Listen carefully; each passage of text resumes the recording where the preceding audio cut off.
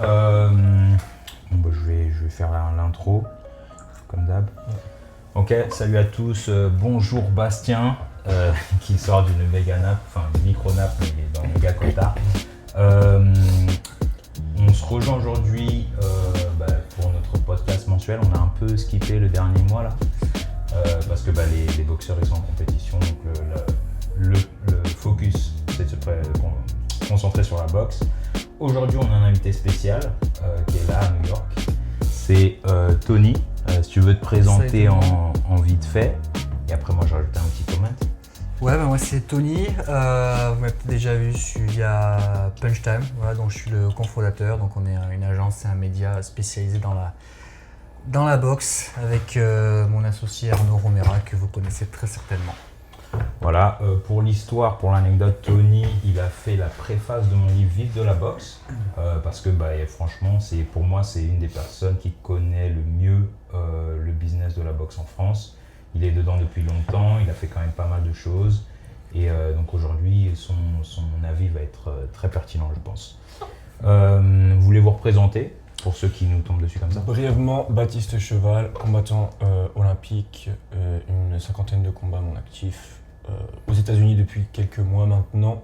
Pour ma carrière, j'ai commencé avec Boxing Culture, Fredo qui m'a accompagné sur mes débuts aux États-Unis et maintenant installé ici. Voilà.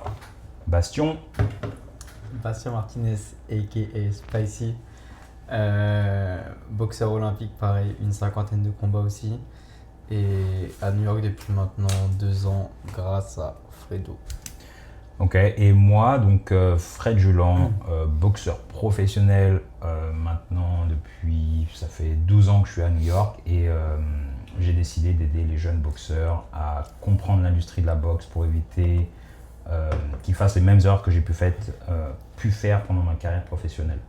Donc aujourd'hui, on va parler de la carrière du boxeur justement et des nouvelles opportunités qu'il y a aujourd'hui. Ça veut dire que la carrière d'avant, le schéma type où on passait, genre tu faisais amateur, tu gagnais les régionaux, tu passes au national, tu fais championnat de France et ensuite tout le blabla équipe de France et après tu passes pro, c'est plus forcément valide. C'est quelque chose, en vrai c'est le blueprint de l'ancienne qui est toujours valide, mais je suis pas si sûr. Tu vois ce que je veux dire? Je pense qu'aujourd'hui, il y a des nouveaux chemins il y a des nouveaux chemins qui sont créés et donc on va discuter de ça. Tu vois, un peu en discussion ouverte. Qu'est-ce que vous faites? Tu vois, par exemple, toi, Baptiste, qui est boxeur amateur et qui vit de la boxe, Bastien, qui suit un peu ton chemin de près et d'autres exemples qu'on pourra donner. Donc, voilà. Comment on peut introduire ce sujet? Déjà, qui c'est le boxeur aujourd'hui amateur français qui pourrait représenter ce schéma, tu penses, Tony, toi? J'ai envie de dire Baptiste, je sais pas parce que je l'ai en face, mais là c'est le premier qui me vient à l'esprit, ouais. T'es sorti de ce schéma-là, hein. T'as quand même fait le championnat de France, t'as eu un parcours amateur, mais t'as pas fait le parcours classique au sens où t'as pas poussé jusqu'au Graal qui peut être les Jeux Olympiques, t'as décidé de passer pro. Puis derrière, tu as misé beaucoup sur tes réseaux, sur ton image, pour créer un engouement autour de toi, au-delà du ring. On va beaucoup parler des réseaux, mais il faut quand même toujours garder en tête que si tu n'es pas bon sur le ring, voilà. Donc il faut quand même, c'est les deux, ça va de pair. Donc, bien sûr. Ouais. C'est vrai, mais j'ai des contre-exemples. Je donnerai pas de nom. Non, en fait c'est vrai, dans le sens où moi, on m'a proposé de passer professionnel en Normandie. Par Maxime Bossière, en fait Maxime Bossière qui m'a dit Baptiste, on aimerait bien que tu passes pro dans notre écurie. Là il voulait monter son écurie de boxeur. Là je me suis posé des questions, je me suis dit ok, passer pro, mais pourquoi faire? Tout simplement, je me suis dit on va passer pro, mais on va où? On dirige vers quoi? Passer pro pour gagner 500 balles? Non merci. On connaît les risques, on connaît tout ce que ça implique, tous les sacrifices. Je me suis posé les questions, je me suis dit écoute, je vais venir aux États-Unis, en fait tout de suite. Je me suis dit, je vais partir aux États-Unis, je sais que c'est le pays de la boxe, me professionnaliser avant de passer professionnel, voir si ça me plaît. C'était vraiment un questionnement que je me suis posé, je me suis dit on va aller là-bas, on va voir. Tu connaissais déjà Fred? Je connaissais pas, uniquement via les réseaux. J'ai vu qu'il proposait justement des stages, ça faisait longtemps que je voulais venir, malheureusement avec le Covid, c'était pas possible, je pouvais pas venir. j'étais pas vacciné. Voilà. J'étais pas vacciné, donc j'ai pas pu venir. Et dès que les mesures ont été levées, et ben j'ai organisé ça. Et puis je suis venu ici quelques mois avec ma femme. Et tout de suite, ça m'a plu. Et là, je me suis dit, putain, j'ai envie d'en faire mon métier, quoi. Je vais en faire mon métier, c'est ça qui me passionne, c'est ça qui fait la personne que je suis. Et il y avait moyen, j'ai capté qu'il y avait moyen de pouvoir en vivre. Donc, j'ai commencé à travailler sur mes réseaux sociaux. Pourquoi ? Parce que tout simplement, aujourd'hui, malheureusement, les résultats, ça ne suffit pas. J'ai fait plusieurs résultats en amateur, j'ai fait des bons résultats. Et je trouvais qu'on n'était pas rétribué à la hauteur de nos sacrifices. Je me suis dit, bah écoute, on va travailler sur les réseaux sociaux. J'ai vu que ça a pris. Il y a eu des sponsors qui sont intéressés. Et de là, maintenant, je peux être plus serein et réussir à vivre de la boxe. Ça s'est fait de suite? Donc genre, ma question c'est en gros, quand tu as décidé tu vois, de ne pas passer pro avec Maxime, est-ce que tout de suite tu avais ce plan en tête, c'était États-Unis et réseau, ou c'est venu progressivement? En fait, moi je me mettais 2-3 vidéos sur TikTok. Ouais. Tu vois, je mettais 2-3 vidéos sur TikTok, je voulais que ça prenait. En fait, les gens, ils sont fascinés par les sports de combat. Fascinés. Il y a une fascination. Et dès lors que tu te mets en scène et que tu montres un peu les aspects de la boxe, moi, je me souviens, je me mettais en point d'honneur à faire des belles entrées lors de mes combats, à faire le show pendant mes combats. J'adorais faire des esquives, tu vois, narguer un peu mes adversaires. Boum, et puis quand c'était filmé, hop, j'envoyais les vidéos sur TikTok. Boum, ça pétait, ça marchait bien. Et en arrivant ici, en France, les gars, il y avait Isma, etc. Ils me disaient « Baptiste, vas-y, montre-nous comment ça se passe et tout, la boxe aux États-Unis, on veut voir. » J'ai mis une vidéo, elle a explosé. Genre presque 1 million de vues dès la première vidéo. J'ai fait J'étais choqué. Puis après, toutes les semaines, j'en envoyais une et ça a monté. Mon compte, je suis passé de 1500 abonnés à 10 000 en l'espace d'une semaine ou deux. Et après, je me suis dit, purée, mais. Et après, c'est là que je me suis rendu compte qu'il y avait un engouement. Moi, j'étais dans ma campagne en Normandie, je faisais ça parce que j'aimais ça. Ouais, je me rendais pas compte, tu vois, c'était. Moi, quand j'ai commencé la boxe, c'était mon père qui m'a aimé à la boxe et puis on suit et puis c'est tout, on se tait. Et après, je me suis dit, mais en fait, les gens sont passionnés. Et en fait, là, je me suis rendu compte qu'il y avait quelque chose à faire. Et j'avais aussi, ça me tenait à cœur de mettre un point d'honneur à la boxe. Je trouvais qu'elle était dans une place un peu trop mis de côté en fait en France. Beaucoup trop mis de côté, alors qu'on fait le sport le plus noble, à mes yeux, hein, le sport le plus, pour un le plus boxeur, dur. ce sera toujours le sport le plus noble. Mais c'est vrai. Être objectif. Ouais, En étant objectif, je voyais des mecs gagner leur vie en faisant du ping-pong. Quoi. Ouais. Mais c'est bien. Mais je me dis, à côté de ça, t'as des gars qui font des sacrifices de fous furieux. Et sans parler, on risque notre vie. On risque notre vie tous les jours. Tu vois, hier j'ai fait une story, je sais pas si vous avez vu, on m'a dit, ouais, ton enfant, est-ce que tu veux qu'il fasse de la boxe? Non. Bah ouais. Non. 40% des boxeurs, ils finissent avec des troubles. Tu vois. Donc c'est énorme. Mais bref, voilà, je me suis dit là, ok, il va falloir qu'on redonne ces lettres de noblesse au noblard. Ouais. Et derrière, je suis content. En plus, on manque de modèles, on manque de personnes qui représentent. Et je me suis dit, je vais essayer d'apporter quelque chose aussi à la boxe française, en tout cas, en essayant de montrer de belles choses, tu vois, le côté noble de notre sport.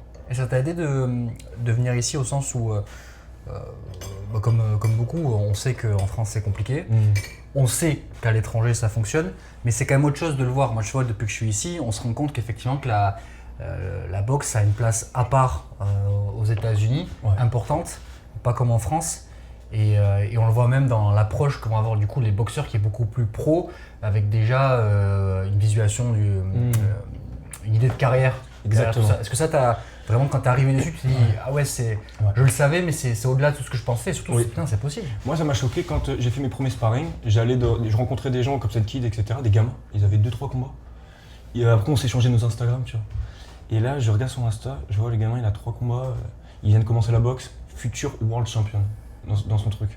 Le gars, il se voyait déjà, tous les mecs ici ils ont la dalle. Ils se voient, ils se projettent. Ils peuvent se permettre de se projeter là parce qu'il n'y a pas une ambiance un peu morbide, un peu morose comme on a en France. En France où on ne sait pas où on va. En France, c'est quoi le mot que je cherche? Pessimiste. Pessimiste. Mais c'est malgré nous, mais malgré eux. Tu vois, les Français en France, comme on a eu cette discussion après le sparring à Cops & Kid avec Tony, en gros, les petits ici, tu les vois dans leur salle, ils ont des champions comme Chris Colbert, Richard Tonucci. Ils font des sparring avec des world champions, tu vois, Sergei Derechenko et tout. Donc, tu vois ces gamins-là, tu te dis, mais en fait, pourquoi en France on n'est pas comme ça? Et c'est pour ça. C'est parce qu'on n'a pas de modèle. Avec Tony, on disait, même s'il y a des pros dans une salle, bah, c'est pas des pros qui font rêver, qui sont superstars en fait. Ouais. C'est des stars du quartier, voilà. De la salle. Des stars du quartier. Ensuite, les salles sont pas. C'est des salles associatives, ce sont des gymnases. Moi, je m'entraîne dans un gymnase. Ouais. Le gymnase, là, quand tu vas au Gleason, quand tu vas dans n'importe quelle salle à New York, tu rentres, t'en prends plein les yeux, tu vois. T'en prends plein les yeux, tu te dis waouh. Et il y a toute une ambiance, tout un truc. Les mecs, ils sont bons, on va les mettre tout de suite en avant. Donc derrière, il y a un truc qui se passe autour de lui, de cette personne-là. Les gamins, ils veulent lui ressembler, tu vois. Il y a ce truc-là, les pros, ils sont stylés, ils ont tous leur flow, ils ont tous leur style. Et puis, on montre qu'il y a d'intérêt pour eux. En France, c'est vrai que... Attends, mais... Quand Johan Duhaupas, il a affronté Wilder, mais c'est un truc de fou. Je veux dire, et personne ne te court. Et je crois que c'est le seul qui a fait 12 rounds avec lui, non? Ouais, il a fait 11 rounds. Et Wilder a dit que c'était le plus dur adversaire qu'il a eu depuis sa vie. Jusqu'à Fury, ouais. C'est ouf. Mais tu vois, il y a ça, il y a des mecs... Aujourd'hui, il y en a plein des champions en France, mais il y en a plein. Moi, je le dis encore, à chaque fois je le répète, on n'a rien à envier une fois qu'on a vu le niveau ici. Ouais. En termes de talent, je veux dire, on a des pépites. Mais complètement. Et c'est juste qu'on ne sait pas les mettre en avant. C'est ça. C'est en train de changer, ça changera. Ouais, on sait pas, enfin, on sait pas. Malheureusement, on est dans un schéma bloqué où c'est des coachs old school, avec la vision old school de leur époque, qui pensent qu'ils vont refaire la même chose, mais c'est fini ce temps-là. Tu vois. Et c'est pour ça qu'aujourd'hui, il y a beaucoup de jeunes boxeurs qui viennent ici, ouais, t'as combien de combats? Ouais, 25 combats, je passe pro après à la rentrée là. Ok, t'as fait quoi? T'as des titres nationaux? Non, j'ai rien, mais ça y est, j'ai fait le tour et c'est ce qu'il faut faire en fait. Non, enfin, tu vois ce que je veux dire? Oui et non en fait, c'est compliqué. Toi, qu'est-ce que t'en penses de ça, toi? Des jeunes boxeurs comme ça, qui ont 25 combats et qui se disent je passe pro là à la prochaine saison. Sans titre. C'est difficile de leur jeter la pierre. En fait, ça dépend. C'est toujours pareil, chaque carrière est différente, chaque boxeur est différent, ça dépend pourquoi tu passes pro en fait. Aujourd'hui, il y a aussi une réalité. Si tu as des rêves de grandeur, faut être très honnête. En France, si tu peux pas aller te qualifier au jeu et faire une perf au jeu, une médaille, ça va être compliqué. Et la vérité, ça c'était déjà vrai il y a quelques années, mais là on l'a vu avec la dernière Olympiade. Même en faisant une médaille, aller demander à Bilal Benama, aller demander à Jamil Aboudou. Daoud Asso. C'est passé là. Daoud Asso. Ouais, cette génération. Daoud Asso, moi il m'a fait rêver quand je le regardais, je me souviens, là, il a fait médaillé d'argent. Et derrière, qu'est-ce qui s'est passé? Médaille d'argent, je vous en rappelle. C'est ça. C'est ouf. C'est personne au courant. Ouais. Mais c'est pour ça que je pense qu'on va revenir en longueur là-dessus.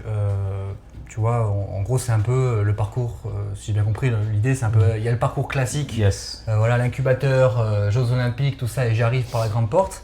Et il y a de l'autre côté, je passe pro ou je continue en sous-marin en amateur, mais je crée une hype autour de moi et puis je passe pro. Mais en fait, les deux ne sont pas forcément opposés, parce que, tu vois, là, c'est des bons exemples.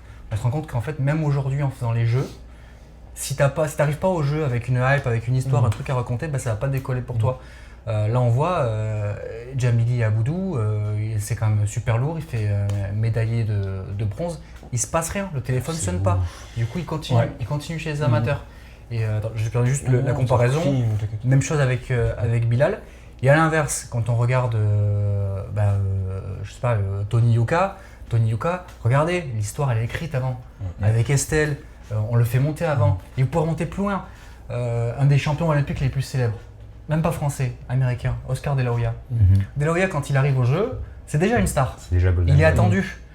Et en fait, les jeux viennent servir de confirmation. Et en fait, c'est là où pour le coup, la hype vient se faire rattraper par le sportif. Et là, si les deux s'alignent, c'est là que tu rentres par la grande porte et c'est là que tu exploses. Voilà. Mais c'est toujours pareil, cette notion d'histoire, de hype, elle est au moins autant importante chez les amateurs que chez les pros. Je pense qu'elle a toujours existé, parce que quand on voit le combat Georges Carpentier contre Jacques Dempsey, tu vas loin. Ils avaient opposé justement pourquoi il y a eu autant de monde. Quand je regarde l'image, si tu pourras la mettre pendant le truc, l'image où c'était dans le New Jersey, c'était le combat où le grand stade là, où ils sont à des kilomètres. À des kilomètres. En France, c'était diffusé même la nuit, avec des haut-parleurs, machin, tout le monde sortait dans la rue.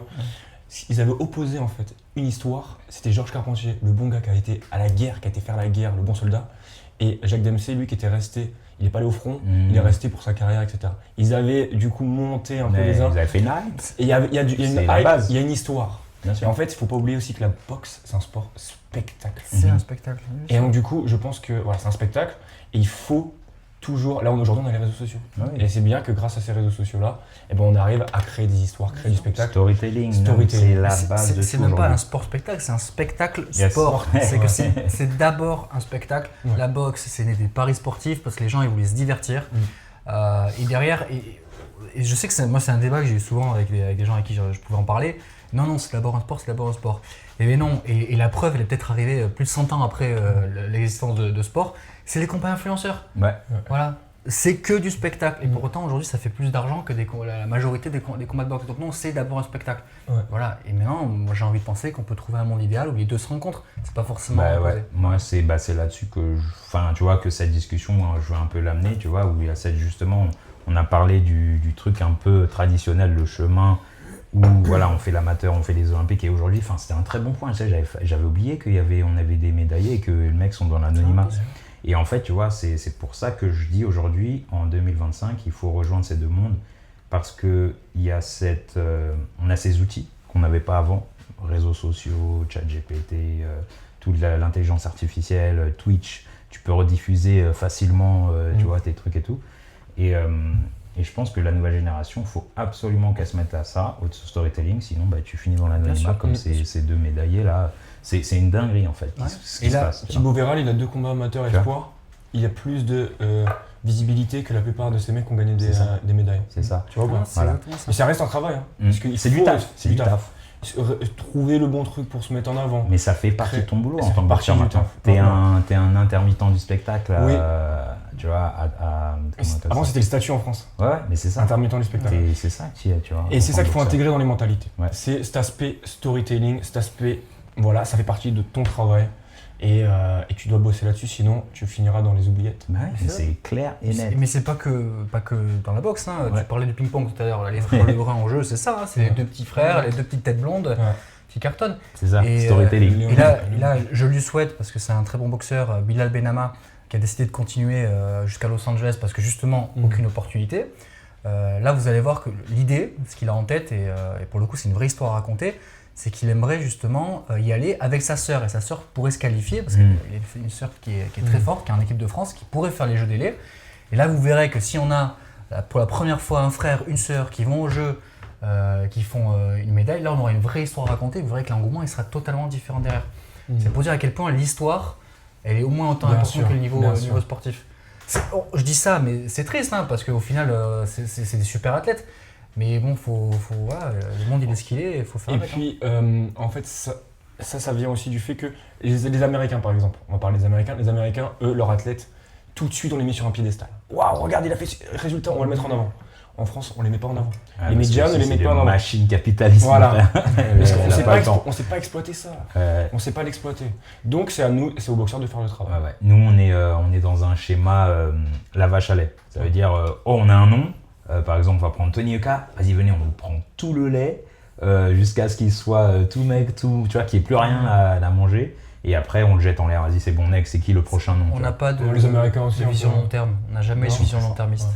C'est le Ouais, c'est problème. ça. C'est toujours court terme. Et, on prend ce et qu'il y je a pense maintenant. que c'est une des grosses raisons qui font que les promoteurs qui avaient, après 2016, il y avait 7 promoteurs sous contrat télé. 4 ans plus tard, il n'y en avait plus qu'un. Mhm. Pourquoi? Parce qu'il y a beaucoup d'argent qui a été injecté dans la boxe par la télé d'un coup. Et la réflexion, je ne vais pas parler à leur place, mais en tout cas c'est mon ressenti, ça a été de dire l'argent on va le prendre tant qu'il est là. Et on ne va pas avoir une réflexion sur 4, 8, 12 ans et se dire en fait non, le but c'est d'investir l'argent qu'on m'a donné pour renouveler mon contrat qui au lieu d'être à 300 000 par soirée sera peut-être à 600 et ainsi de suite. Ce qu'ont fait les Anglais après 2012.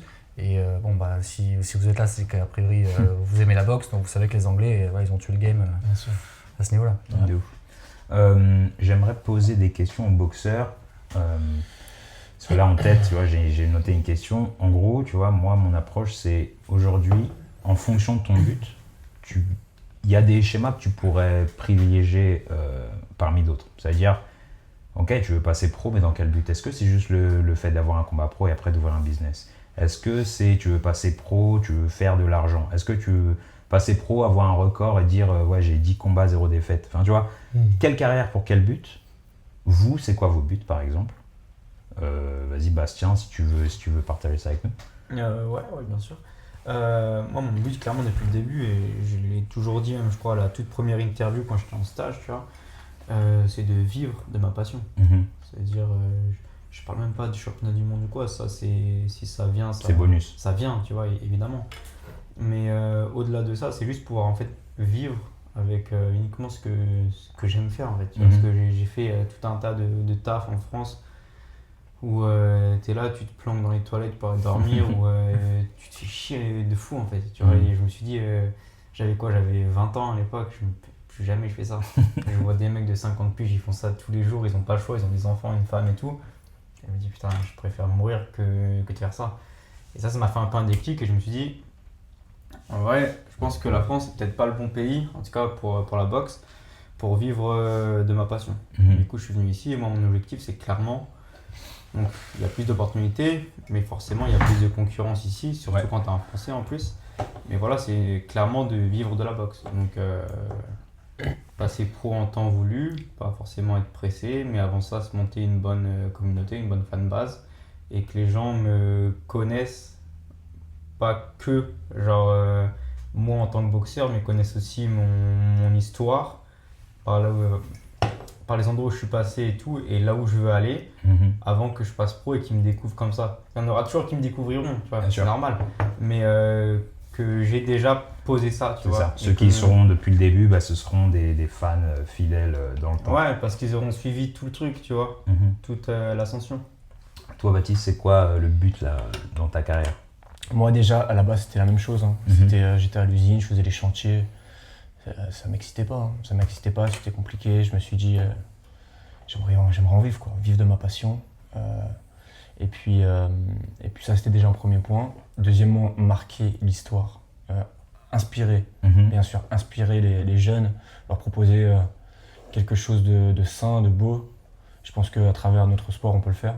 Ça, c'est un truc qui me fait kiffer. Tu vois, recevoir des messages de jeunes qui nous disent « on adore ce que tu fais, on est à fond derrière toi, etc. » C'est trop bien. Après, il y a quoi d'autre? Il y a aussi cet aspect addiction, c'est-à-dire qu'une fois que tu as mis le pied dans un ring, c'est fini. Moi, je sais que là, tu mets 3 mois en dehors d'un ring, ça va être compliqué. Je vais être comme ça. Ouais. Tu vois, ça me l'a fait, maintenant, ça y est, je suis bien. Ouais. Mais est-ce que toi, c'est bon, t'as déjà fait ta. T'es passé au-dessus, c'est bon. Je suis passé dans l'autre côté. Donc, il y a cet Mais aspect-là. peut-être un petit retour vers. Ouais, on espère. Cet aspect marquer l'histoire. Tu vois, là, on est des Français, on vient champion de New York, on participe au Golden Glove. C'est des trucs de fou, en fait. C'est des trucs de fou. Toujours se dépasser. La boxe, c'est ce qui me permet de me dépasser, de savoir qui on est, de toujours aller chercher quelque chose de plus, toujours être en fait, la boxe, ça permet de faire une introspection et en fait, on se découvre tous les jours. Et ça devient une addiction. Donc, c'est ça qui me fait vibrer, qui me fait vivre. Et après, les objectifs plus tard, écoute, pareil, je vais là où le bon Dieu a décidé de m'emmener. Au plus loin possible. Donc, je vais faire tout ce qui est mon possible pour être la meilleure version de moi-même. On travaille dur. Si demain, on peut être champion du monde, alléluia. Bonus, ouais. Voilà. Si demain, je suis champion, je sais pas, d'Europe, on verra en fait. Ouais. On verra. Et voilà, vivre de la boxe, inspirer les gens, marquer l'histoire. Et évidemment, on va aller le plus loin qu'on puisse aller. Et essayer de grappiller tout ce qu'il y a à grappiller. Ceinture WBC, ceinture WBA, on verra. Ça se trouve. Mais j'aime pas faire de prédictions parce que on sait jamais, à chaque fois, les mecs ils font des prédictions et puis malheureusement. Donc je reste stoïque et puis voilà. C'est bien. Justement, je vais rebondir sur ça parce que moi, justement, quand j'étais en France, notre but c'était on va aller au State, on va passer pro. Moi, je pensais que j'étais déjà assez bon pour devenir champion du monde, tu sais, parce que quand t'es boxeur, t'es petit jeune, t'es complètement dans la délusion. Enfin, tu vois, tu rêves en fait. Et donc on est arrivé ici, on va se dire ouais, l'année prochaine on passe pro. Ah non, mon pote. Le coach il nous a fait comme je vous ai dit, comme Bastien, je lui ai dit non frère, viens, on se fait un nom ici. Donc ça fait quoi là? Ça fait 2 ans t'es là. Il a fait son nom. Il est connu, il est craint, tu vois, les gens ils parlent de lui, il a des ennemis, il a des haters. Ça y est, exact. Tu vois, mission accomplie. Un peu trop même. Mais nous c'était ça. Tant mieux. Tu vois, je suis arrivé ici, je me suis dit je vais passer pro. Moi c'est championnat du monde ou rien, il n'y a pas de plan B, tu vois. Genre je pensais que c'était simple et que c'était facile. Et en fait ça, pourquoi je le dis, c'est parce qu'il y a beaucoup de jeunes boxeurs aujourd'hui qui sont dans cette désillusion aussi, où ils pensent que tu passes pro et c'est comme ça. Tu passes pro, tu fais 10 combats, t'es invaincu, on t'appelle pour un championnat du monde. Non. c'est compliqué. Tu passes pro, c'est qui ton manager? Comment tu payes tes combats? Comment tu trouves des combats? Est-ce que déjà les promoteurs ils vont t'inviter? Tu vois, quelqu'un qui a 400 followers, on ne le regarde pas. De toute façon, on se répète, ça c'est des trucs qu'on a déjà dit et tout. Mais Si, ou on l'appelle pour se faire fumer. c'est ça, on t'appelle, tu vas te faire voler. Combien de carrières comme ça j'ai vu être gâchées?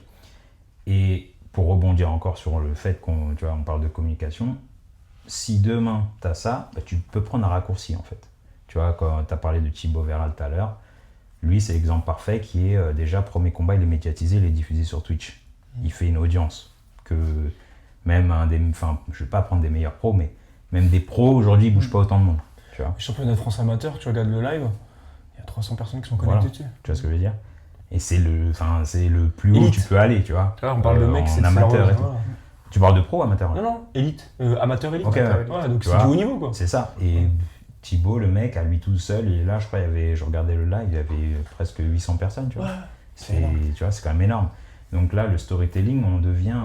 Tu vois, les coachs à l'ancienne, ils vont dire, ouais, non, on s'en fout, on n'a pas besoin de ça. Ah, non, il faut se réveiller, les gars. Tu vois, Non, mais surtout ça. Excuse-moi, je te coupe. T'inquiète. En gros, c'est pas nouveau. Pour beaucoup, on a l'impression que c'est nouveau, il faut être populaire, il faut le storytelling. Non, c'est pas nouveau, ça a toujours existé. Je prends l'exemple de Oscar de la Hoya, sur lequel on a construit quelque chose avant même qu'il aille au jeu. Mais de manière générale, en fait, le réseau social, c'était la billetterie avant. Je veux dire, ça a toujours existé. Avant, un vendeur de billets, un boxeur qui vendait des billets, on allait plus l'inviter à une soirée qu'un boxeur qui en vendait pas, même si l'autre était meilleur. Donc ça a toujours existé, cette idée de... Parce que la boxe, au final, c'est un business. C'est-à-dire que vous avez affaire à des gens, à des promoteurs, qui, alors, ils ont certainement une passion pour la boxe, il en faut, mais ils sont là quand même pour faire de l'argent. Voilà, donc à l'époque, on regardait, on faisait des calculs par rapport à sa communauté, voilà, ses origines, ça peut être son quartier, peu importe, combien de tickets il peut me vendre. Voilà. Bon, aujourd'hui, on fait toujours ce même calcul, mais en passant par d'autres indicateurs, et cet indicateur, c'est les réseaux sociaux. Donc aujourd'hui, c'est combien tu pèses sur les réseaux sociaux, et de là, je vais me dire combien de pay-per-view tu peux me vendre, voilà, ou effectivement, combien de billets tu peux me vendre, ou combien de followers tu peux me rapporter, parce que cette communication, le promoteur, elle est aussi importante pour lui. Donc il y a tout ça à prendre en compte. Mais en fait, c'est juste que les outils sont nouveaux, ils sont digitalisés, mais ça a toujours existé. Ça a toujours été en vrai. En fait, oui. Non, ça. mais c'est bien de le souligner. Parce que comme moi, je disais tout à l'heure avec Georges Carpentier et Jack Dempsey, hein. Ouais. Mais C'était, c'est vraiment ça. Ils avaient déjà hypé il y le a truc 100 ans, via il la fallait radio hyper, et voilà. les journaux, quoi. Ça, et quand je dis ça en réponse à ce que tu disais par rapport aux coachs, on dirait non, on n'a pas besoin. Non, mais en fait, les coachs, il faut juste leur dire non, mais ça existe déjà et vous le savez. Ouais. C'est juste les outils qui ont changé. C'est juste une nouvelle monnaie d'échange en fait. C'est ça. Regarde, on peut prendre l'exemple de Bilal Chiquitou. Bien sûr. Parce que pour moi, Bilal Chiquitou, c'est le tout premier en C'est un des France premiers, ouais. qui a commencé à hyper. Il avait 5 combats, il est passé pro 5 combats, je crois. Après, Il y avait 5 combats amateurs. il avait un bon entourage. Et en plus, derrière, il faisait des super photos. Les mecs, ça leur donnait envie de. Tu vois, il faisait un super travail de communication. Et lui, il a pris la première vague de. Ouais, lui, c'est un boxeur des réseaux. Cette phrase, c'est un boxeur des réseaux, lui, il n'y a rien, ça vaut rien, ça vaut rien, ça vaut rien. Et c'est lui qui a pris tout. Tu sais, il faut toujours un précurseur. Il a pris toute la haine au début, tu vois. Toute la haine. Maintenant, aujourd'hui, il a réussi à prouver, par ses performances aussi. Parce que justement, le fait d'avoir beaucoup de visibilité, ça lui permet d'avoir un entourage encore meilleur, des bons coachs. Ouais, ça attire des gens. Ça attire des gens, ça lui attire des sponsors. Du truc. Et derrière, il peut se permettre de faire que ça. Tu vois, il a fait que ça. Et ça, pour un mec qui a que 5 combats amateurs, il a fait une super carrière. Ouais, pro. de ouf, Et c'est pas franchement. fini, hein. Qui va terminer. Ouais, bien sûr. C'est pas exactement. terminé. Champion du monde avant GTA. Le mec, il a même une tagline. Enfin, il a Deux une. Il a fois. des taglines. Bien au fois. Il a des Et voilà. taglines. Et Tu pour vois moi, ce que je veux dire. c'est pareil. Ça, c'est le genre de boxeur dont il faut un peu s'inspirer, de regarder un peu. Il a très vite compris comment ça fonctionnait. Moi, j'ai une souvenir d'une discussion avec lui, ça devait être en 2019. Donc c'était dans la période où il était vraiment en mode hype, mais il y avait plein de doutes autour de lui sur son niveau. Et en vrai, chapeau, parce qu'il y avait beaucoup de critiques autour de lui. Et moi, ce qui m'a marqué quand j'avais discuté avec lui, c'est qu'il était, il le faisait évidemment pour lui, pour sa carrière, mais il avait vraiment cette idée que c'est pas qu'à lui de le faire, qu'il faut que les boxeurs fassent ça aussi, parce que ça va servir le bien commun, ça va servir la boxe en France au sens général. Il était tout seul à faire franchement, chapeau, parce qu'à ce moment-là, c'était le seul à le faire.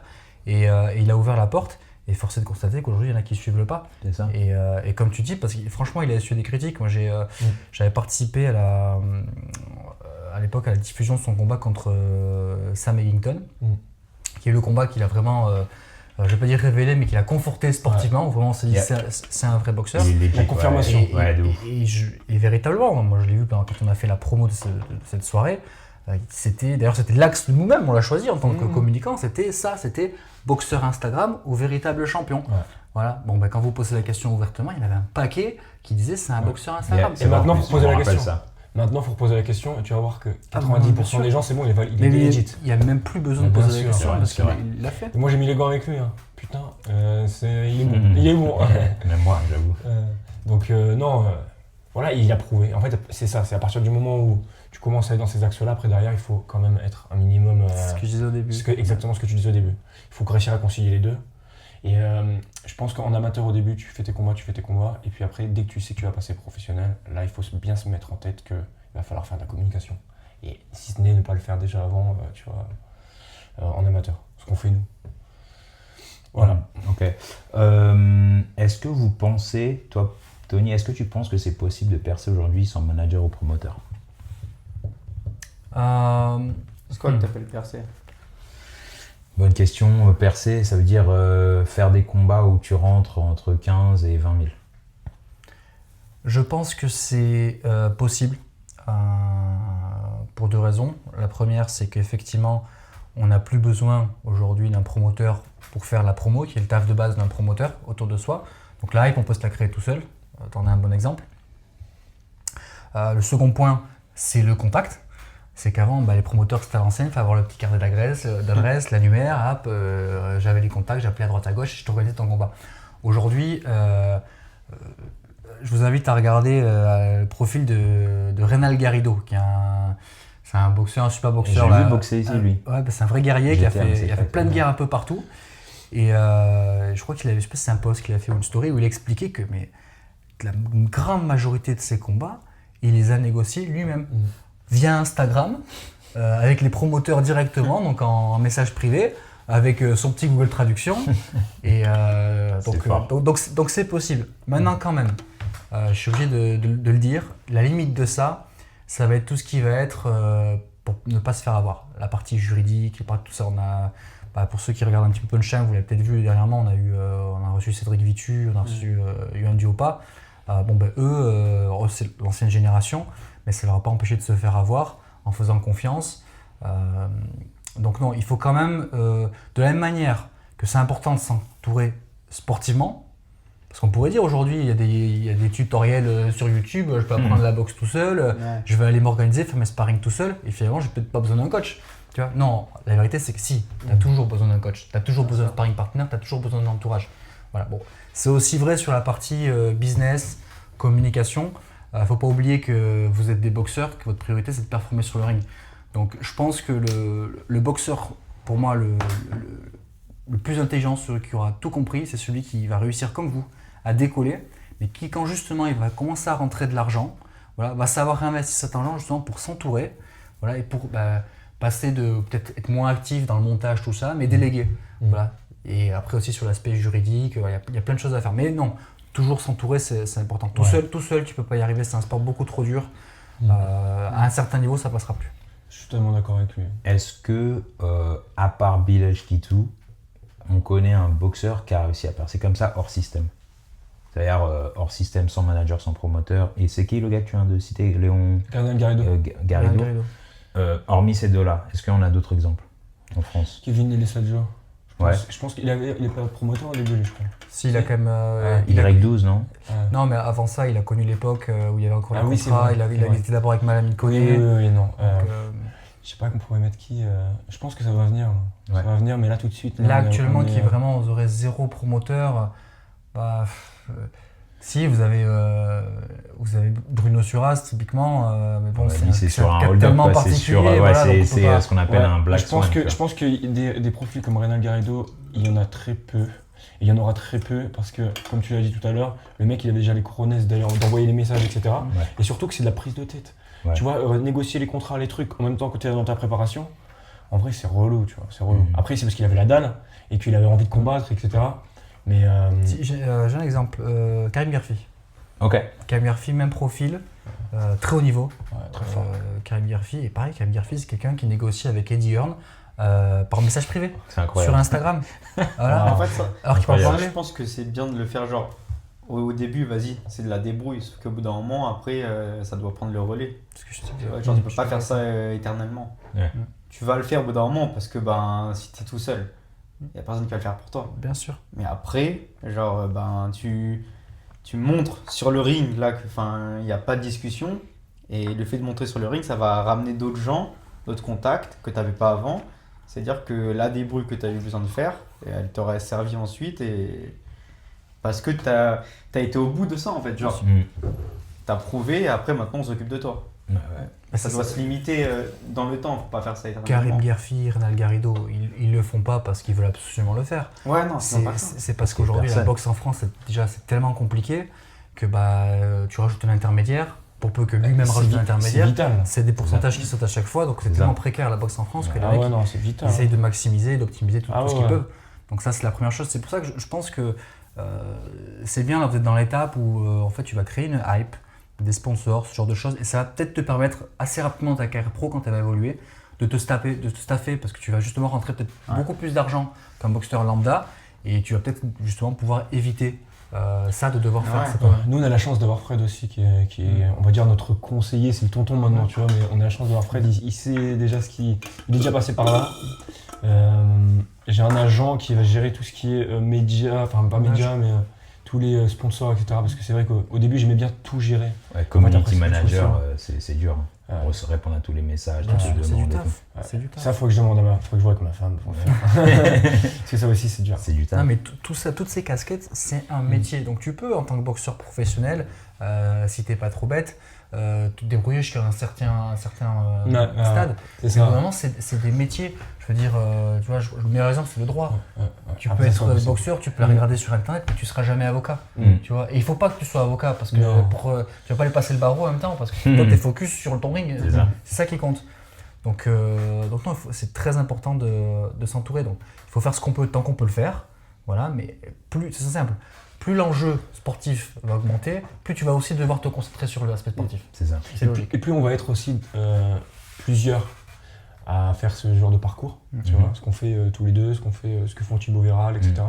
Et plus derrière, il y aura des promoteurs intéressés, des avocats qui vont spécialiser Ben là-dedans. ouais, Il y a ouais. un marché à prendre. C'est ça, Donc, les c'est petits bénéfique pour tout le managers monde. qui vont approcher, qui vont dire Voilà. Ah, moi ça m'intéresse de gérer ta carrière. Parce Voilà. que Mais- il y a quelque chose à gagner. Tu vois. Mais par contre, voilà, ça ne veut pas dire qu'il faut que dès que quelqu'un vous approche, il faut lui dire oui, renseignez-vous, comparez. Voilà, il ne faut pas dire oui à. C'est ce qui se passe souvent dans le cas, c'est que justement on est en attente de ça, et donc au premier qui vient vous voir, Ouais. on vend son âme. Oui, parce que ça me rappelle, je vais pas Petit- citer. non mais même, ouais, il y avait eu un manager, je vous en En avais parlé, France. un petit jeune là qui a disparu. Ouais. Il avait signé Isma et Ouais, le gars. et Sofiane, Voilà. tout ça là, du jour au lendemain, ils étaient là, Ouais, parce que le mec, il se fait machin, truc promotion, et t'es manager, déjà, il y a un problème, tu peux pas être manager et promoteur, et ensuite le mec il connaît rien, il a 21 ans, il s'invente manager, enfin voilà, tu vois, moi voulu me signer, tu te rappelles? non mais c'est quoi, Mais c'est moi, des blagues. je serais pas venu ici. mais j'aurais signé. Tu vois ce que je veux dire? J'aurais pu mettre sur Insta, ouais, j'ai signé un contrat, tu vois, parce qu'on est en manque de ça en France. C'est ça. Donc on s'en rend pas compte. Ouais. On se dit tout de suite, dès quelqu'un, comme tu l'as dit, qui s'intéresse à nous, mais tous les boxeurs ils sautent dedans. En plus, ils faisaient des visuels stylés, tu vois. Ouais. Ils faisaient des belles photos. Mais tout. Il saute dedans, les deux mains attachées dans le dos, les Mais pieds en même temps, attachés. qu'est-ce qu'on propose en France? Ouais, ok, c'est Ouais, vrai. tu vois, Isma, il a tartiné tout le monde en amateur, etc. Il est là-bas. On lui dit ça, bon, bah ok, de toute façon, c'est le mieux à faire, tu vois. Qu'est-ce qu'on propose en Mais Normandie c'est en pour plus? ça, je sais plus où c'est que j'en ai parlé, je crois que ça doit être dans un de mes posts où j'envoie un truc gratuit, justement, c'est un tableau où tu peux noter les compétences des gars et faire ton choix en fait. En gros, tu vois, en fonction de la fiabilité, transparence, Et en fait, cet outil, franchement, il est vraiment ouf. Pour justement, parce que ce mec-là, tu l'auras démasqué en 2-4-6, quoi. Bien sûr. C'est quoi ses compétences, son expérience, est-ce que tu peux lui faire confiance et tout.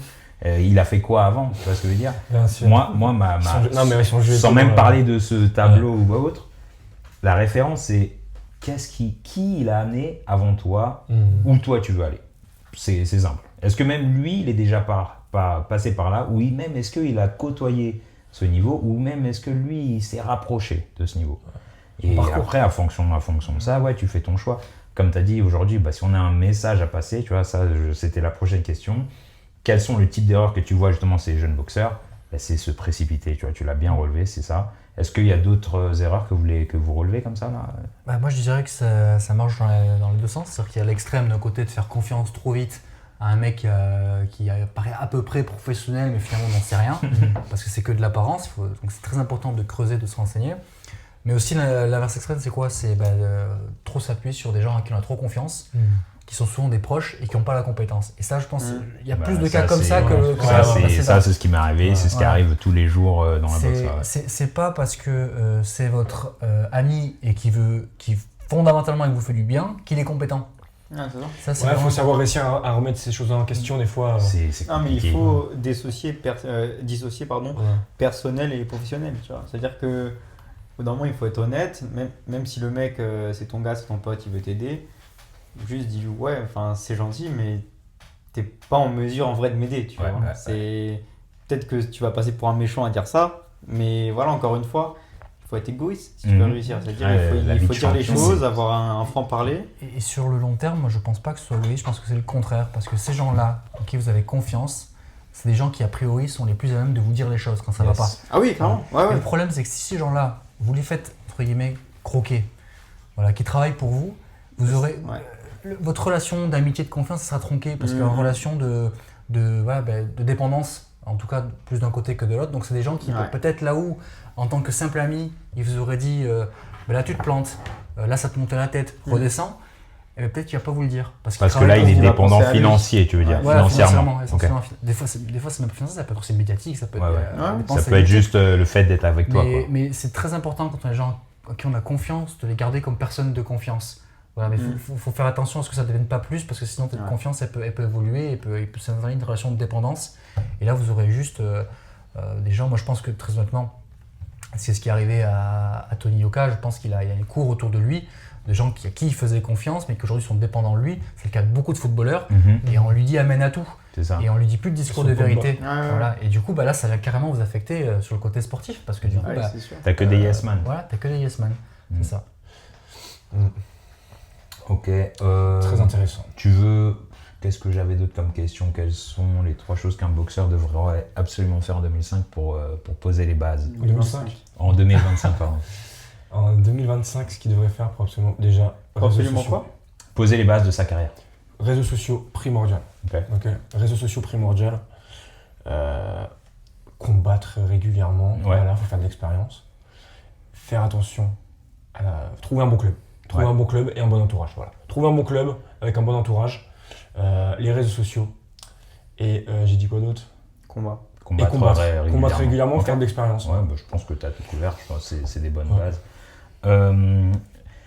Ça, c'est une question intéressante. Est-ce que tous les boxeurs, vous pensez qu'ils sont faits pour passer pro? Non. Okay. Vas-y, débat. Non, bien sûr que non. Boxe pro et boxe amateur olympique, c'est 2 boxes totalement différentes. Alors, évidemment que au final, tu restes quand même dans un ring. Et 1 minute en boxe amateur, ça reste la même minute en boxe pro, tu vois. Mais ça reste quand même un format totalement différent, une expertise, une approche aussi différente. Et je pense qu'il y en a qui peuvent être ultra performants en amateur et ensuite décevants par rapport à là où on les attendait en pro et vice versa, tu vois. Je pense que ça dépend de plein de facteurs. C'est déjà physiquement comment le mec boxe, les fibres qu'il va avoir au camp, on va dire. Mais là, je te parle vraiment du côté physique. Et après, ça va être de plein de trucs de son entourage. En amateur, en vrai de vrai, t'as un coach, quoi, c'est tout. Ouais, voilà. Et tu peux arriver, entre guillemets, au haut niveau si tu gagnes vraiment tout. Mais t'as pas, je sais pas, imagine, vas-y, je m'inscris au championnat de France parce que j'ai le minimum de combats pour le faire. Je gagne tout, je passe tous les tours. Et ben après, je vais pouvoir faire d'autres tournois ou quoi. Donc petit à petit, je vais passer les tours. Je vais pas forcément avoir besoin de contact de ouf. Alors que en pro, au bout d'un moment, tu vas arriver à un plafond de verre où si t'es pas avec les bonnes personnes, tu pourras pas monter. Tu vois. Moi, je pense que tous les bons boxeurs, amateurs en tout cas, voilà, peuvent passer pro. Ouais. Il faut juste avoir l'entourage qui va avec. Ouais. Il y a des mecs qui étaient pas ouf, qui sont passés pro, mais avec des bons managers, avec des bons entraîneurs, avec une hype et une promotion, ils ont réussi à en faire quelque chose. Ça, c'est le travail du staff autour de toute l'équipe. Et si derrière il y a tout ça, ouais, le gars peut passer pro juste pour se faire. Après, ça dépend ce qu'il veut faire. S'il veut être champion du monde, évidemment, non. Mais s'il veut juste se faire un kiff, monter une carrière, avoir sa petite fanbase, faire des combats locaux, parce que des combats locaux, tu peux déjà gagner ta vie. C'est vrai. Si tu remplis tous les 3 mois le Zénith de Caen ou un truc comme ça, ben voilà, ça suffit. Mais il faut avoir un bon entourage derrière, il ne faut pas se brûler les ailes. Et c'est ça en fait qui nous manque en France, c'est la partie derrière. En boxe olympique, on arrive à performer tout le temps. En boxe, regarde, à chaque fois aux Jeux olympiques, on fait des perfs. Hein. Ouais, franchement, On fait des médailles, etc. Mais après, on parle de boxe pro en France, mais il n'y a rien. C'est le néant. À part Bakary Samake qui est un exemple à mettre de côté, c'est le néant total. Parce qu'on n'a pas les structures, on n'a pas le staff, on n'a pas. Mais c'est des problèmes qui reviennent à chaque fois qu'on fait un podcast. Mais c'est des. Faut répéter, ouais. Faut parce se qu'on n'a répéter. pas le calque non plus, tu vois. C'est ça. Ici, ils ont tout. Ils s'inspirent les uns de leurs vies. Ouais. Comme il disait Fred tout à l'heure, tu vois, genre les petits, ils ont Colbert dans leur salle, tout ça. Et tu le vois tous les jours avec toi. Pourquoi lui, il a réussi, c'est-à-dire que moi, je peux réussir. Donc, ils ont un calque, ils ont un chemin, une direction, une lignée. En France, on a un peu perdu. Ils arrivent, il y a un mec qui lui porte son sac, t'as le mec qui vient lui faire les massages derrière, t'as le mec qui t'as son cutman, C'est ouf. t'as son préparateur mental. Alors qu'il n'y a pas besoin, quoi. Tu vois, genre, c'est juste, ils le font pour Il y a le un faire. écosystème qui se crée autour. C'est ça. Parce qu'il y a de l'oseille, il y a de l'argent. C'est ça. En France, il n'y a pas d'argent. Le mec, le coach, les pauvres coachs, hein, C'est ils vrai. arrivent, ils sont là pour toucher, allez, il va peut-être prendre 10% sur 1000 balles après un combat. Ouais. Il va toucher 100 €. Et encore, Pour il dépense l'investissement. ça, tout ça, il les dépense pour l'essence et tout. Il aura sacrifié toutes ses soirées de la Ouais, semaine. Et... Exactement. Voilà. Moi, j'ai des potes qui avaient un très bon niveau amateur, 76 combats, mon pote Thomas Lacroix. Il avait fait des perfs au championnat de France, etc. Il est passé pro, il combattait pour 600 €. Ouais. 600 $. Ouais, Enfin, 600 balles. Bah ouais, c'était ça mes premiers combats aussi. Et non, enfin, c'est pas possible. Le gars, il prenait des patates, s'il te plaît. 600 balles. Et ça paye. Le mec, il prenait des jours de repos pour aller se parer. Il arrêtait son travail, tu vois, pour 600 balles. Non, Tu vois ça vaut pas la Donc, ils font ça pour l'histoire, ils font ça pour la legacy, ils font ça pour eux. Mais c'est pas normal, il faut que ça change. Ok. Une autre question pour vous. Moi, je sais le temps que ça vous prend de bosser sur vos réseaux.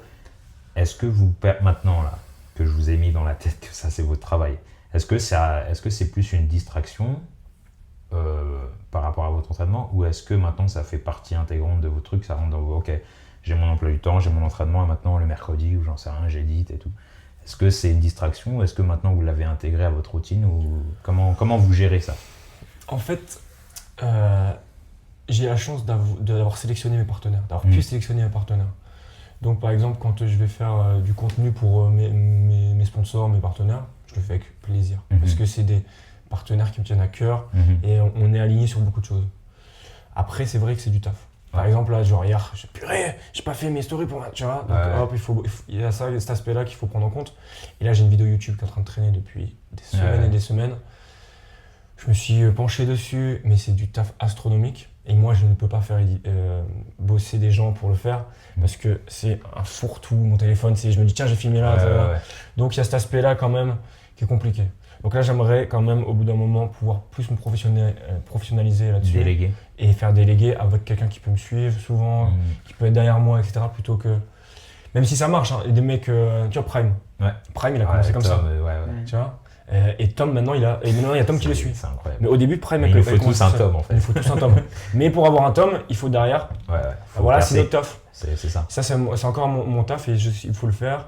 Et ça prend du temps, effectivement, ça prend de l'énergie. Il faudrait s'y trouver un équilibre en fait entre la carrière, parce que là, on est en plein dans la compétition. Là, vous êtes en période super importante. Et en même temps, tout ce qui est storytelling, travailler sur nos réseaux. C'est cet équilibre qu'il faut réussir à trouver sans se fatiguer. Mais voilà, maintenant, c'est notre boulot, donc on le fait, de toute façon, c'est comme ça. Toi, Bastien, comment tu le vis, cette partie, justement? Alors moi, ça fait maintenant partie de mon emploi du temps. Parce que je vois déjà par rapport à avant, j'ai plus d'expérience, tu vois. Genre, maintenant, quand je vais filmer des trucs ou quoi, j'ai déjà cette vision de comment je vais pouvoir monter le truc ou quoi. Mhm. Alors que tu regardes mes rushs d'avant, là, C'est la attends, street. mais j'ai voulu montrer quoi là en fait. Tu vois, genre, je comprenais rien à ce que je filmais carrément. J'étais là en train de me creuser la tête quand je montais tout ça. Donc non, ça fait clairement partie de mon emploi du temps. Après voilà, moi je suis pas encore du tout au niveau de Baptiste, donc j'ai beaucoup moins de responsabilités ou d'impératifs que lui. Mhm. Mais ça reste quand même, même si ça fait partie de mon emploi du temps, comme je l'ai dit, la boxe restera toujours la priorité. Parce Bien qu'il sûr. faut que je performe dans le ring. Donc par exemple, il y a des fois où là, genre, tu vois, j'ai combattu vendredi, ouais. Faut que je monte ma vidéo YouTube, j'en ai conscience. J'essaie de faire une par semaine. Enfin, la semaine d'après mon combat, à chaque fois, je sors la vidéo. Je sais que beaucoup de gens, même de plus en plus maintenant, l'attendent et tout et tout. Mais ça, tu vois, je vais le faire si je suis bien reposé. C'est-à-dire que ça va pas prendre.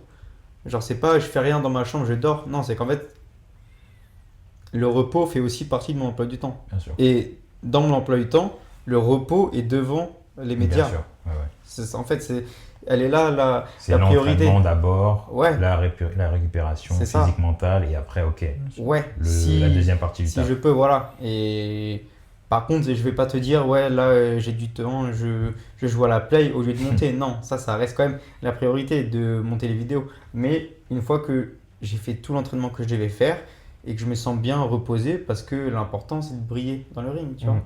Mais du coup, ça reste quand même, ouais, assez compliqué, tu vois, de tout filmer. Moi, là, en plus, je suis dans une démarche où ben, j'essaye de trouver des sponsors. Je suis content, j'ai réussi à en avoir un premier. Ça faisait peut-être 2 ans que je l'attendais. Ouais, ouais. Mais c'est quand même, mieux c'est vaut cool. tard que jamais. Ouais, je suis quand même très content et très fier de moi là-dessus. Après, tu vois, c'est un truc, genre, heureusement déjà, tu es là parce que tu montres un peu la voie. Heureusement que Baptiste, il est là. Genre, tu sais, je suis toujours en train de m'inspirer de lui. Genre, en fait, je lui dis pas forcément, mais des fois, je lui pose là les questions en fait, pour essayer de comprendre, tu vois, sans pour vraiment directement genre, venir au but, mais pour Ouais. essayer de comprendre. Et du coup, je m'inspire énormément, mais ça reste quand même un truc où genre, je suis pas forcément à l'aise, où j'ai Ouais. pas trop l'habitude. Et du coup, genre, tu sais, des fois, tu es là, tu es fatigué, tu es KO, et tu te dis putain, mais il faut que j'aille sur les réseaux, que je regarde quelle marque ça pourrait matcher, tout ça et tout. Tu trouves la marque, tu te renseignes un peu sur elle, voir ce qu'elle représente, ses valeurs, ses principes, ça et tout. Et ensuite, tu essayes de. Tu mets à jour ton média kit. Si tu l'as pas fait, il faut que tu le fasses. Mhm. Tu mets un message qui tient la route pour montrer que tu es un boxeur mais que tu sais t'exprimer. Tu te montres ouvert, agréable pour toi. C'est du taf. C'est Et du taf ça, de quand ouf. tu es fatigué, Ouais. quand tu es dans le métro, qu'il y reviens a un dans le crackhead sparring. à côté de toi, il est là, il te bave dessus ou il te crie dans l'oreille. Tu vois, c'est Ouais, c'est dur. galère. Ouais, ça fait une semaine que tous les jours, moi je me fais un emploi du temps aussi. Ouais. Avec bébé à la maison, avec ma femme, avec Mhm. Ah bah là, je peux pas le respecter, tu vois. Je peux Mhm. pas le respecter. C'est compliqué, il faut réussir à trouver en fait un équilibre. Et c'est ça le plus dur. En fait. Mhm. C'est vraiment ça le plus dur. Avec tous les impératifs qu'on a. Hein. Je crois que tu en avais parlé dans une vidéo. Tu avais dit un boxeur, il doit être un bon père de famille, il doit être... C'est beaucoup de casquettes et de Ouais, responsabilités beaucoup de casquettes. sur les épaules, beaucoup Ah. de poids sur les épaules. Ah, en fait. Il est vraiment énorme. le Et poids surtout sur ici. l'épaule. Hein, putain. En termes de pression, en plus, New York, c'est une ville où ça va vite, c'est bruyant, c'est Ouais, c'est une ville où si tu t'arrêtes un jour, Ouais. t'es dans la merde. c'est ça. Toutes les rentrées Ça. financières, tous Ouais, les c'est trucs. ça. Si à un moment tu respectes pas tel truc, Ouais. bon, Tu peux te retrouver dans 500 balles en moins. Louise. Mais 500 balles en moins, Ouais. C'est ouf. Merde, bah tu prends pas payer ici, tu prends pas. Ouais, ouais. Regarde, moi, pourquoi je me lève à 4h du matin Ah. alors que je m'entraîne, je finis l'entraînement à 22h. C'est parce que les sponsors ils dorment là. Ouais. Les Ah, mais sponsors. mec, ah, mais les tu vois. sponsors. Mec, tu peux avoir tous les sponsors. Regarde, hier dimanche, 6h du matin debout pour aller me taper avec des gros Renois. Ouais. Ah, mais C'est tu la vois, vie, hein. C'est la vie qu'on a menée, C'est qu'on a ouf. essayé de mener. Hein. C'est ouf. Tony, je veux juste rebondir sur un truc. En France, tu penses qu'il y a combien de boxeurs, en pourcentage, hein, combien de boxeurs tu penses savent savent Ça. ce qu'est un media kit? Peu. Ok. Peu. En pourcentage. je Est-ce que sais- tu je sais ce que pas c'est te dire. déjà Ouais. Bah, Tony, Oui, il nous a mais- on a appris à ce que. Mais non, très peu. Je pense que déjà des boxeurs, il faut dire que des boxeurs professionnalisés, Ouais. tu vois, il y en a très peu. Quand je dis il y en a très peu, je sais même pas s'il y en a 20. Ouais. Voilà. C'est Donc dans ça, ils ont peut-être certains des gens qui gèrent pour eux, donc Mhm. vraiment, qui eux-mêmes savent ce que c'est. Non, je sais même pas s'il y en a, je sais même pas s'il y en a 5. Voilà, je peux me tromper, je sais pas, mais par déduction, non, très peu. Il faut, en vrai, en y réfléchissant, parce que c'est vrai que tu as dit professionnaliser. Un boxeur qui veut passer pro, il faut qu'il arrive à se professionnaliser, justement. Nous, c'est ce que j'ai fait avec vous, entre guillemets, et c'est ce qu'on encourage les boxeurs à faire. Tu vois. Ouais. Et il faut réussir à faire ça, c'est vrai que boxer, ça suffit, comme on dit, hein. Boxer, ça suffit pas. C'est fini. Et là, bon, je me rends compte que maintenant, là, du coup, ça fait tilt. Mais si tu arrives à mettre en place des processus, comme quand tu es au taf, hein. En tant qu'auto-entrepreneur, en tant que... C'est ça, mon pote, et ben, en fait, entreprise. Voilà, et ben boum, au fur et à mesure, ça va rentrer. En fait, le truc, le secret, vraiment, après, bon, c'est dur parce qu'on n'a jamais réellement les mêmes journées. Tu vois, on a toujours, surtout nous, on coach des gens, des imprévus, il tape l'heure de moment, il dit il peut pas, ça et tout. T'es un peu plus fatigué que d'habitude, donc tu dois plus dormir ou quoi. Mais le but, en fait, c'est vraiment de se créer une routine. Tu vois. Tu te crées une routine, et dans ta routine, c'est plein de petits détails. Tu t'accordes une demi-heure le matin, une demi-heure le soir à taffer tes réseaux, à taffer. C'est ça la professionnalisation. Ouais, c'est ça, tu vois. Se professionnaliser, en fait, c'est quoi? C'est se structurer. Se structurer, c'est s'organiser. Ça va venir comme ça, hein. Ça vient avec le temps. Pour commencer à faire ça, t'as pas besoin de 5 heures par jour. Genre, tu peux commencer avec une demi-heure par jour. Tu vois, juste une demi-heure par jour, en vrai de vrai. Au lieu de scroller sur TikTok quand t'es dans ton lit. Tu passes 15 minutes à aller liker les gens, à aller suivre des profils, et ça fait grandir ton truc. Mais moi, j'aime bien l'approche de Bastien qui est de dire, en fait, je vais d'abord prioriser, c'est-à-dire je vais voir quelle est ma priorité, bien sûr. Le sportif, voilà. Et ensuite, de ce constat-là, je vais voir combien de temps je peux accorder à chaque tâche. Voilà. Je trouve que c'est une bonne approche. Ça évite de s'éparpiller. Ouais, de gâcher son temps. T'en as déjà pas beaucoup, donc autant surtout que si t'arrives que t'as des réseaux sociaux de fou, mais que tu t'es mal entraîné, que t'arrives sur grave. et que tu te fais éteindre, c'est nul. en fait c'est ça le plus dur, c'est que ton cerveau, ça a une durée limitée. Hein. Si t'arrives et que tu te fais massacrer à chaque fois, c'est ton petit travail en vrai le cerveau. Parce qu'en fait, il faut pas oublier que on se sert des réseaux pour la boxe et non l'inverse. On se sert pas de la boxe pour les réseaux. Donc c'est-à-dire que la boxe reste la priorité en fait. C'est ça, maintenant il y a les youtubeurs boxeurs, mais nous on est boxeurs et on arrive sur le terrain un peu youtubeur. Tu vois, moi c'est un peu cette vibe. En fait on l'utilise comme un atout en plus, un outil. J'ai boxé 10 ans avant de créer ma chaîne YouTube. C'est ça. Mais c'est ça au fait le futur entre guillemets, mais le nouveau chemin qu'on essaye de créer, c'est un peu ça. C'est maintenant on arrive, attention les youtubeurs, on arrive sur votre terrain, tu vois, et pas l'inverse. Et c'est bien qu'on parle de ça parce qu'il faut pas perdre nos priorités et tout. Mais maintenant ça va faire partie de votre succès en fait. Tu vois, comme ces Olympiens que moi j'avais oublié carrément et c'est tout récent. Mon pote, pourquoi t'as pas une chaîne YouTube en fait, tu vois, pourquoi ta chaîne YouTube tu postes pas dessus, tu vois. Je pense que ça devrait faire partie de l'éducation. En vrai maintenant, il faudrait presque qu'il y ait à l'INSEP par exemple. C'est nous, arrête l'INSEP, de toute façon c'est nous qui avons dire ça. Il a raison. Mais c'est vrai, ça devrait faire partie du cursus. Par exemple, toi tu peux intervenir, un mec comme toi qui intervient à l'INSEP 1 ou 2 fois par mois pour faire de l'éducation professionnelle, je sais pas comment on appellerait ça, mais ça, je pense que ça pourrait faire partie du cursus comme tu l'as dit. Mais nous on est en train de devenir un peu ce genre de centre de formation. Regardez-vous, vous êtes les exemples parfaits en fait. Vous êtes venus ici, toi tu étais sur TikTok, je me rappelle, tu étais sur TikTok et tu me disais regarde ce que je fais, mais j'étais cartonne tes vidéos. Fais ça, tu vas voir. Boum, t'as fait ça a pété. Après on s'est posé, je me rappelle avec Bastien, il y avait Jules aussi, toi quand t'étais là. On a discuté de comment justement s'organiser, se professionnaliser. Et franchement, je dis pas que j'ai inventé quelque chose, mais je crois qu'on est sur le chemin du nouveau succès. Tu vois, on est sur une nouvelle blueprint en fait, sur un nouveau modèle à suivre. Mais après, je pense que en fait, il y a un problème plus profond là-dedans, c'est que je parlais en France en tout cas, nous entre guillemets. On a de la chance d'être ici parce que ici, genre par exemple, je sais pas, tu sors dans la rue, tu te filmes comme ça et tout, et c'est un truc normal ici. Genre vraiment, en fait, tu vois tellement de dingueries que personne va prendre le temps de pourquoi il se filme. Tu vois. En France, on est trop freiné. Par rapport à ça, on n'ose pas genre se montrer, s'afficher.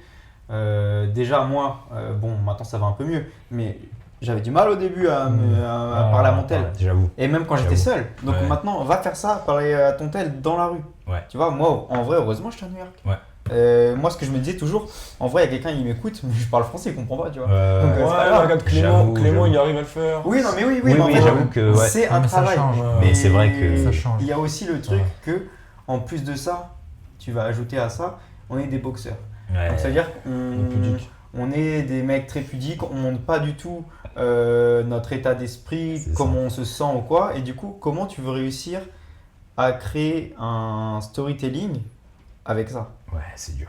C'est chaud. J'avoue qu'on part avec plein de. En fait, il faut merci. que tu sois on toi. part avec les pneus à plat en fait. Non, C'est mais ça, en fait, il faut- en fait, moi, je prends la vie, je prends ma carrière comme un jeu vidéo. Tu Ouais. vois. Est-ce que tu veux être le personnage principal ou est-ce que tu veux être un PNJ, c'est celui qui va donner les quêtes? celui qui sert à rien.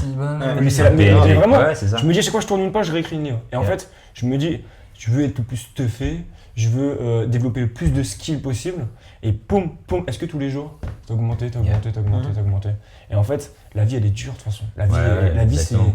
elle te met des claques tout le temps. On en prend tous les jours des claques. Mais si tu vis cette vie sous cet aspect-là, est-ce que tu es personnage principal de ta propre vie ou tu es juste C'est un... ça. Et voilà, ouais, il y a des trucs qui sont chiants à faire. Moi, je me souviens, au début, je n'osais pas aller sur Instagram, mettre mes vidéos sur Instagram, mais j'ai resté sur TikTok parce que je savais que j'avais personne qui me suivait dessus, même pas mes proches, etc. Après, sur Insta, là, c'était un peu plus compliqué, le regard des autres. Au début, mes potes, ils m'ont vanné. C'est ça, Ah ouais, ouais. l'influenceur. C'est tout le temps. Oh, Ouais, c'est vrai en plus. Ouais. Ah ouais, et puis donc, C'est les premiers en fait. ils m'ont cassé les Euh, couilles, mais après, quand ils ont vu qu'il y avait 10 000 abonnés par Ouais. jour, là, ils ont fait. Ouais. Il a percé Baptiste. Ah viens, on prend une photo. Voilà, et maintenant, c'est voilà, ça. ils sont trop fiers, ils sont trop contents. C'est Mais il ça. y a ce truc à franchir Ouais. qui est un peu difficile au début. Il est très difficile. Surtout quand on a plus d'heures, moi pareil avec mon téléphone, mais j'étais là, tu sais, je regardais partout autour de Ah moi. Ouais. Ouais. T'as honte. Ouais. T'as honte. Et après, ça devient. C'est bon, maintenant, Non, c'est mais- naturel, je m'en fous, je fais n'importe où. Ouais, c'est tu vrai. vois. C'est des skills que tu développes. Et il faut faire les choses. Si tu fais rien, si tu restes dans ta chambre à dire. Mais tu feras. Mais ça marchera Tu pas. regardes les autres en fait, c'est tout. Et eux ils peux montent, avoir et toi honte. tu restes Non, là. et puis- Et on va tous mourir. En vrai, on va Ouais. mourir. Les gens, ils t'oublient au bout de 3 mois. T'es mort, ils t'oublient au bout de 3 mois. C'est Qu'est-ce que tu vrai. t'en fous? Non, et puis il faut pas avoir peur, parce que tout simplement c'est le sens de l'époque et c'est la direction qu'a pris la société. Je veux dire, oui, c'est vrai qu'aujourd'hui dans les clubs de boxe, c'est pas encore démocratisé, ça arrive peu à peu, mais regardez ce qui se passe dans le fitness. Vous, il y a 10 ans, le mec qui sortait son trépied et qui se filmait en train de soulever des poids, c'était un ovni. Ouais. Aujourd'hui, vous allez dans Ouais, n'importe ouais. quel. Partout. Je parle en français, Ouais, vous allez dans ouais, n'importe ouais. quel fitness park, Basic Fit, vous allez avoir que des nanas avec des trépieds en tête squattée. Ouais. Voilà, et elles ont aucune pudeur à le faire, c'est aucun problème. Tu vas dans C'est la tout, rue, on tu prend vas le, dans on la- prend le risque de se TikTok prendre et un tout. KO devant tout le monde. Et on n'a pas peur, on monte sur le ring. Alors sortir un téléphone devant Non, des mais gens Donc qui sont pas les c'est couilles. là, on est au début de quelque chose, ça va arriver, Ouais. il faut le dire, faut... Moi, ce qui m'a le plus aidé là-dedans, c'est bon, déjà le fait d'être à New York, donc t'as moins peur, on va dire, du regard des gens. Et en fait, c'est surtout genre, fais un truc pour toi, genre. Ouais. Tu vois, parce que dans tous les cas, peu importe ce que tu fais, tu auras toujours des gens que ça va déranger, qui vont Bien te sûr. critiquer. Dans tous les cas. Ouais. Donc maintenant, vois tout ce que tu as fait. Moi, voilà, j'ai quitté ma famille, tout ça.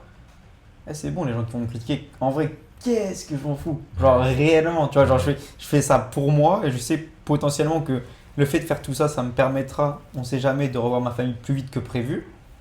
Donc maintenant, en fait, c'est ça ma motivation, moi, pour continuer aussi là-dedans. Ouais, on en prendra. Il y a toujours des mecs qui rachent sur nous. Tout le temps. Tout le temps. Et quoi que tu fasses, regarde des mecs. Le gars là, Inox Tag, tu vois qui c'est Inox Tag? Ça n'a rien à voir. Le mec, il a sorti un documentaire de fou. Ah, furieux. l'Himalaya, là. Sur l'Himalaya, Ouais, et les tout. vrais, c'est les vrais. Et il s'est fait terminer. Moi tu sais comment j'ai entendu ça parce que justement il s'est fait terminer. Il se faisait ça terminer. fait- Ouf, il y a Bah, zéro- attends, mais les gars, il C'est se faisait incroyable traiter. ce qu'il vient de faire. Mais il se faisait traiter de tous les noms. Il y a des mecs qui disaient que c'était un mec de je sais plus quoi, d'extrême droite, je sais pas quoi, parce qu'il exploitait les gens. Ah, mais tu Il y a vois Inox toujours Tag. les gens que ça dérange. Bah non, mais tu vois, il y a que des critiques, Ouais, des t'es critiques, des critiques. frustré, là. Donc quoi que tu Ouais, fasses, c'est ça. quand tu fais quelque chose, tu reflètes aussi les gens, tu vois, Leur propre image. Exactement, ils disent Ouais. putain. Moi je suis là dans mon coin, je fais rien et Ouais. lui il fait ça, donc Ouais. vas-y laisse-moi le critiquer. Donc ok. ouais, faut faire ça pour soi. Je pense qu'on a fait un bon petit tour. Oh, putain, On c'est arrive sûr. à peu près 1 heure. Ouais. Vous avez un truc pour conclure? Je te laisse. Non, moi si conclure. j'avais des sujets, j'ai Non. pas de soucis. là. On peut conclure sur ça. Moi j'aime bien ce que tu avais dit par rapport aux 3 points qu'un boxeur, de toute façon vous retournerez dans la vidéo, les 3 points Bon, qu'un boxeur bon pour entourage, démarrer combattre souvent, régulièrement et les réseaux sociaux. Voilà, Ouais, et moi, j'ajouterai un point à ça, dis-moi. oser. Juste Voilà. oser Ouais, en fait. le culot. Au pire, c'est comme avec les meufs, tu vois. Genre, en vrai de vrai, au pire, elle te dit non. Ouais. Mais tu vois, tu vas te coucher passes à la prochaine. comme tu t'es levé Ah, t'as en fait. oublié, ouais. Non, mais c'est-à-dire qu'en fait, genre, ce matin, tu t'es levé, t'avais pas de meuf. T'as été voir une meuf, elle a dit non, tu vas te coucher, t'auras pas de meuf. Ben, c'est vrai, alors que au mieux, bah, peut-être t'auras une meuf. Voilà. Bah, en fait, c'est exactement pareil C'est pour parfait. Touré. Genre, Voilà. ose un On truc. n'aura pas mieux que ça. Voilà, là on peut pas conclure mieux que ça.